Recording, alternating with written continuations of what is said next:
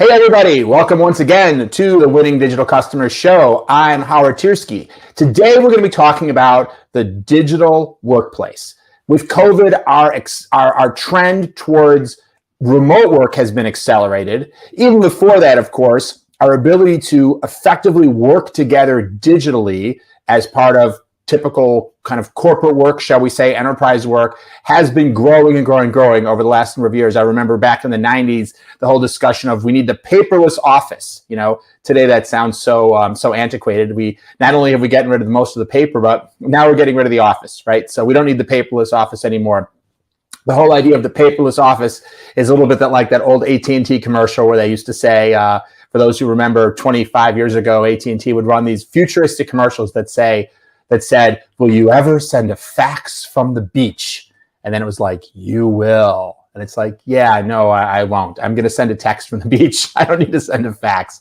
I'll take a picture of something and send that. No more faxes. So anyway, point being, the whole idea of how we create a digital workspace so that we can collaborate and communicate and work together with our entire company and our customers and our extended ecosystem has been important for some time and is only more important in COVID as we're getting rid of more offices and we're getting rid of more conference rooms and we're getting rid of more file cabinets and whiteboards and water coolers. It becomes even more and more important that we have strong tools and processes to enable our teams to work together effectively. So today we're going to talk about the 9 key components of the digital workspace, or the digital workplace, as you like. And so I'm going to go through 9 components. But before I do, I just want to talk about a couple of things. First of all, what are these components? Well, there's a different categories of tools for things like, mainly for 4 things. For communication and collaboration, let's count that as one thing. For tools to do your job, that's a second thing. Access to data and information that you need, that's a third thing. And I've forgotten the 4th thing, but I'm going to remember it as we go through. I should have made a slide of the 4 things. Sorry about that. In any case, though, I'll remember it before we get to the end. So there's some suspense, right? If you want to know the 4th thing, you got to stay tuned until the end. Okay. So 2 things I want to say about this, or maybe 3, before we dive into what those 9 things are. So, what are the keys to success in having this set of tools for your digital workspace? Well, first of all, you got to have the right tools. And we're going to talk through the 9 categories, and you probably need at least one tool in each of these 9 categories. If any of these categories are missed, you're probably going to have a big gap. In addition, you want to think about consistency and practices. And I'll talk about this in more detail as we go through the 9 areas with some examples. But if everyone in your company is using a different tool, or if every department is using a different tool for a key one of these 9 areas, you're probably going to have a problem. You're usually better off if everyone in your company is on Zoom, great. If half of your company's on Zoom and a third is on WebEx and the rest are using Microsoft Teams for video conferencing, it's probably going to suboptimize the way your overall digital workplace works together. And it's probably more important than you have something that everyone's using consistently than whether one is better than the other, whether WebEx is better than Teams, is better than GoToMeeting, is better than Zoom. Now, there may be some exceptions to that rule where individual groups should have something separate, but a broader rule is consistency is better than perfection.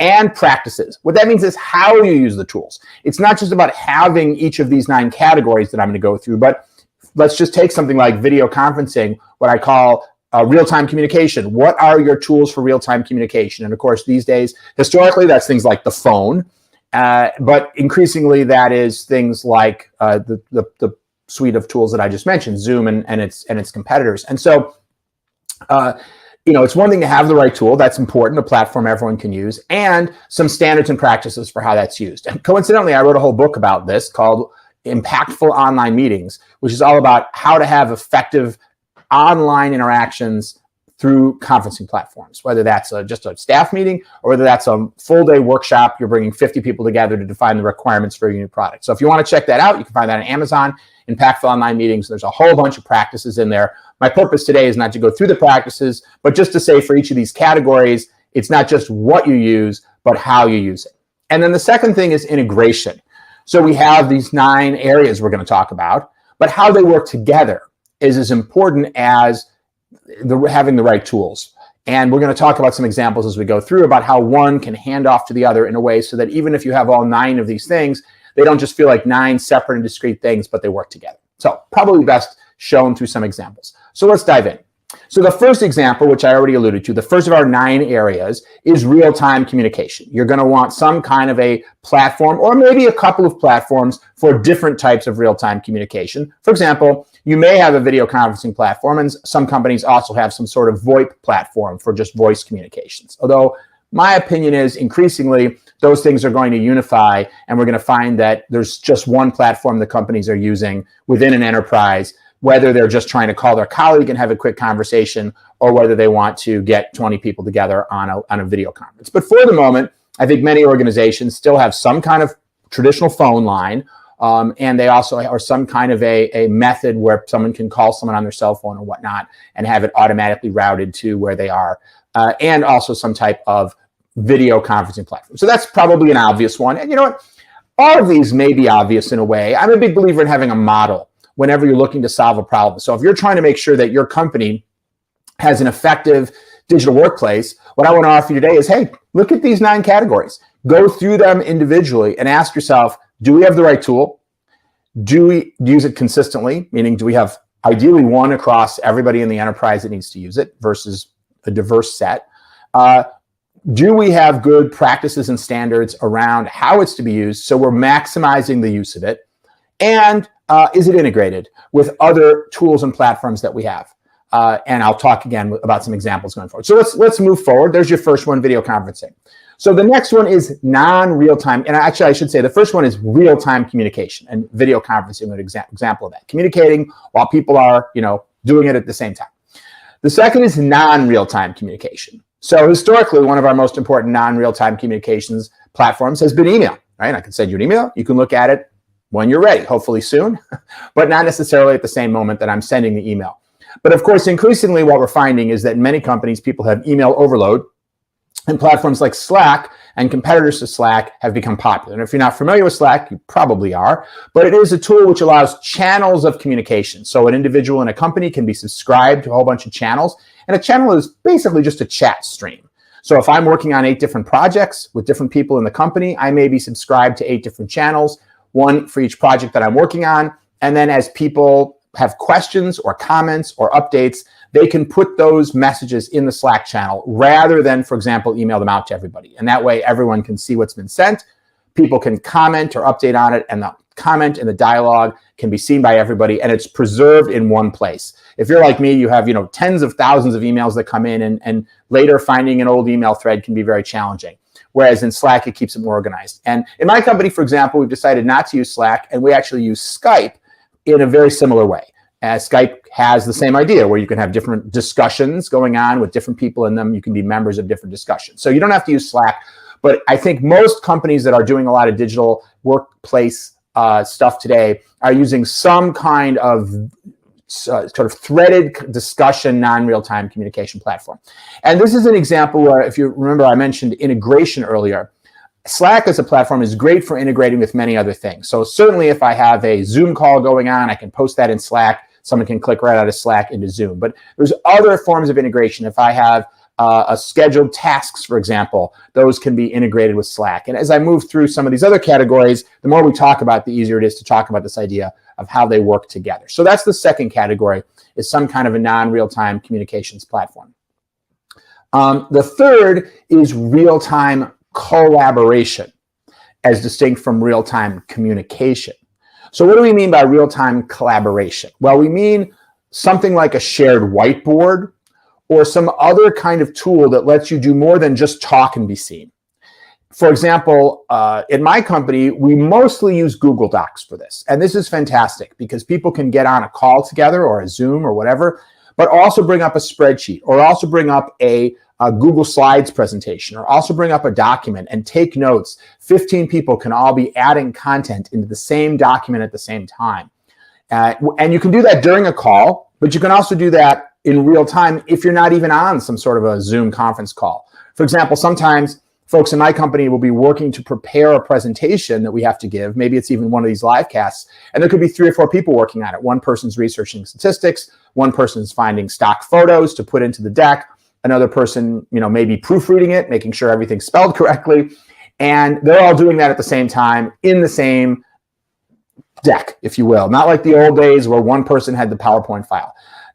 We also use other tools, for example, like Miro, which is a shared whiteboarding kind of mind mapping type tool. So there's a variety of tools out there that allow this, but this is very, very valuable so that people can collaborate on the same thing at the same time without needing to be in the same place. This is in part a substitute for something like a whiteboard or just a big piece of paper that multiple people are working on at the same time. So that's our third category, real-time collaboration, which can be done while you're using real-time communication, but not necessarily. It doesn't have to be.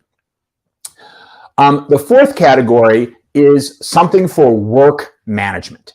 Work management means like a project management tool and a task management tool, something that allows you to say, okay, what am I working on? What is Bob working on? What is Sally working on? What is Jane working on? Who's supposed to get what done by the end of the day? What's the status of those activities? Is something completed, not completed? Those types of things. And so there's a whole bunch of different competing products out there. Jira, Asana, Workday, Trello, many, many tools, and they all have many things in common. You create categories for different types of projects, for example, that need to be done. You can define tasks, you can assign them to different people, and everyone has a place they can go to see what they're supposed to be doing. This is especially, in a non-digital workplace. This might be the equivalent of like a blackboard or a cork board where people are moving cards around, or something else that indicates a whiteboard to say who's being assigned to work on what. So, but of course, it can be much more sophisticated than that because you can't sort and filter a physical whiteboard or chalkboard, things like that. And it's especially important, though, when people are working remotely, when people are working in a digital workplace, because you don't have the ability to all look back at that same board and know what's going on. So this gives something that anyone can look at on their phone, anyone can look at on their laptop or whatnot, and understand what they're supposed to be doing, what other people are supposed to be doing. And if they're managing people or they're counting on other people, they can look and see what's the status of any particular assignment that someone's been given. Are they working on it right now? Have they hit a roadblock? Do they need to speak to someone tomorrow? And so nothing's going to happen until the end of the day tomorrow. You can get that information quickly without having to email everybody, without having to ask direct questions. And by the way, a subset of work management platforms would be things like ticketing systems. So if I have a problem with my computer and I need to request help from somebody on in our technology team, I can go in and I can say, create a new ticket. This is my problem. This is the help that I need. And essentially I've assigned them a task. So that's just one small subset of the broader topic of having a tool that allows everyone in your organization to understand what everybody's working on, what they're working on, and what the status of things are. So that's work management. I think that was our fourth category. And in our company, for example, we mostly use Jira for this purpose. We create Jira issues, we assign them to people, and we can see the status of what's been done. The fifth category, another perhaps obvious category, but one that is an important part of our sort of 9-part system of digital workplace tools, is scheduling. And the number one type of scheduling application people think of would be something like a Google Calendar, like Outlook or Google Calendar, that sort of thing. And that is certainly in knowledge work type businesses, typical enterprises. This is the number one type of scheduling that people tend to use for scheduling things like meetings. Of course, in other environments, there's other kinds of scheduling software which is used, which still fall in this category. For example, if you're running a restaurant, you probably have software for scheduling shifts and scheduling vacations. And if people trade shifts, they go into that software and they say, oh, I've switched the shift. There's a product, for example, called When I Work, which is a very popular kind of a digital age tool for scheduling people who are having to schedule shifts, things like that. If you have a factory or something like that, you may have scheduling software that controls what's running on the line at a particular point in time. If you're a logistics company, you may have scheduling software that's scheduling not just people, but other things, other assets, things like trucks or forklifts or things like that. So there's a variety of, there's a whole category of software here or platforms around scheduling, but this is clearly one key component. If you're going to be able to, and again, this is another thing which in an old school world might have been handled by a big, whiteboard on the wall, and now we need the digital version of it, and it's critical for people to be able to collaborate using a tool like that, because people are going to need to know, when can I use the conference room? When can I schedule something on the printing press? When do I need to be somewhere? If I need somebody else to do something for me, when are they available? If I need to make sure I have enough people to run the store next Wednesday because there's a sale, I can go in and see what's been scheduled and who's available, et cetera. So scheduling is one of our key components. And again, by the way, let me go back to that and just make the point that it's not just the tool, but it's the consistency of how it's used. If people aren't consistently scheduling conference rooms, and sometimes they have meetings and they don't schedule a conference room in the calendaring system, then other people think that they can use the conference room, so the whole thing falls apart. So for any one of these categories, as I mentioned at the beginning, it's not just having the right tool, but making sure you have the processes in place that people are following to really maximize the use of that tool. And that there's few topics that's even more true of than file storage and management.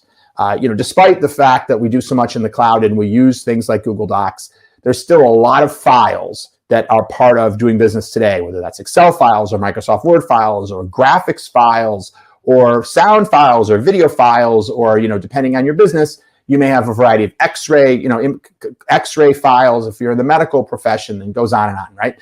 So making sure that you have not only a tool set, such as a Google Drive or a Dropbox or some sort of on-prem hosted file sharing system like those that are built into Windows or Apple iCloud. There's many different flavors of that out there, but having some commonly used method for storing files and retrieving files that everybody's using consistently is so critical.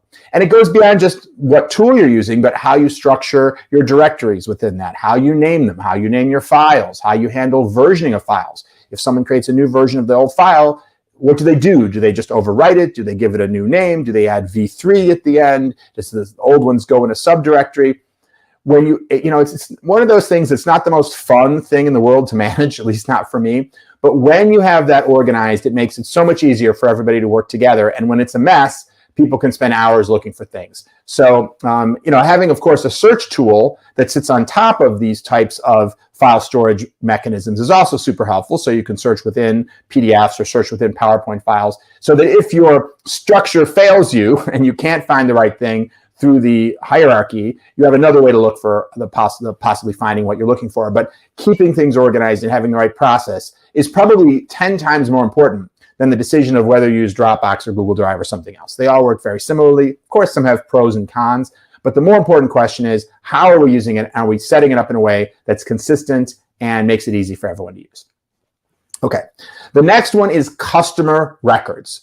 So, of course, the nature of every business is a little different, and the kind of data and information that people need to do their jobs can be different.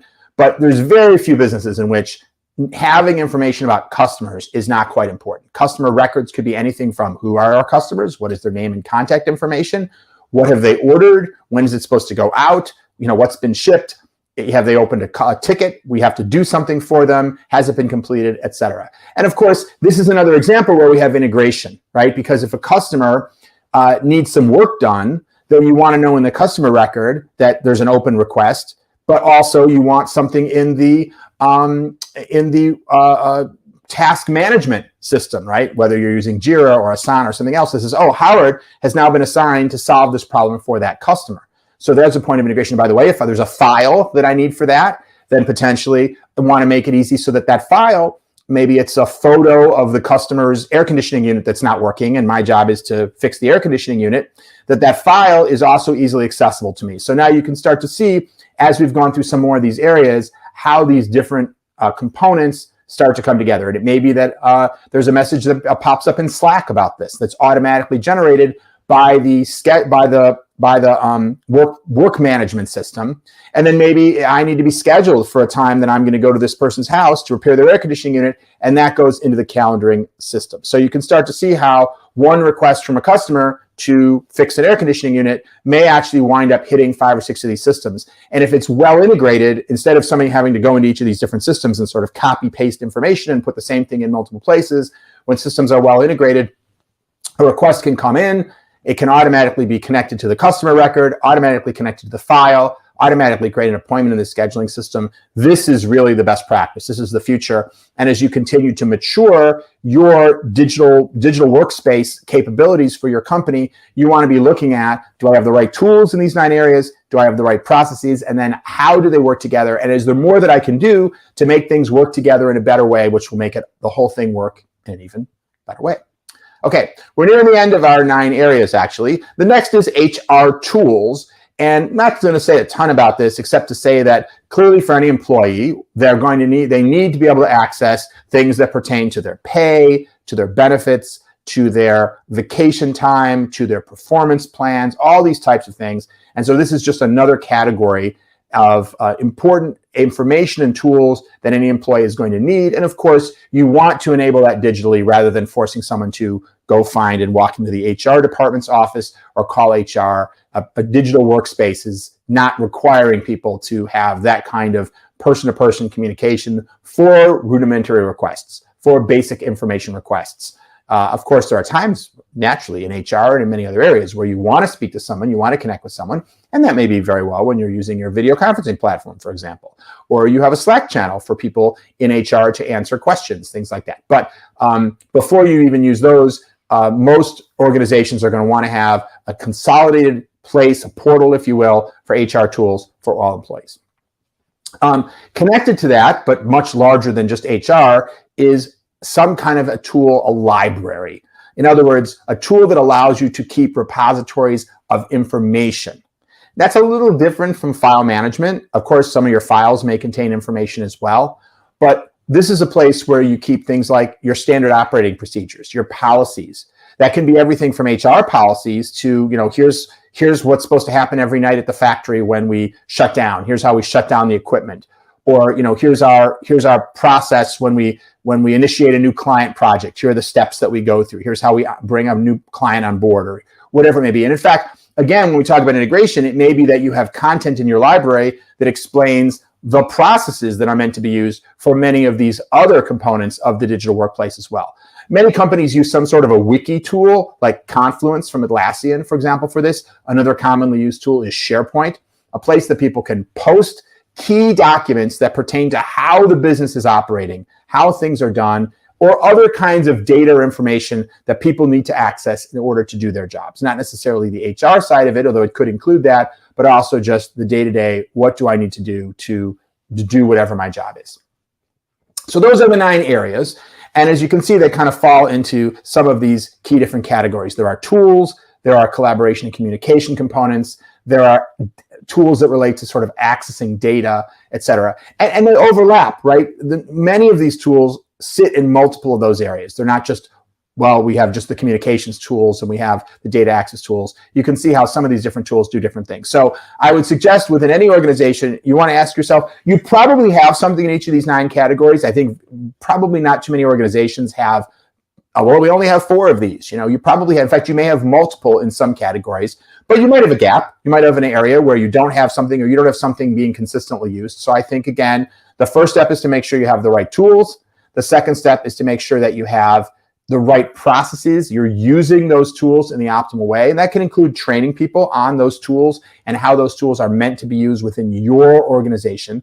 And then lastly, looking to figure out how you can integrate those tools in the best possible way so the whole system works together as seamlessly as possible. So that is my set of recommendations, my model, if you will, for thinking about the digital workplace. Hopefully that's been helpful to you. As always, thank you so much for watching and or listening, and look forward to seeing you in another episode of the Winning Digital Customers Livecast. Until next time, keep transforming.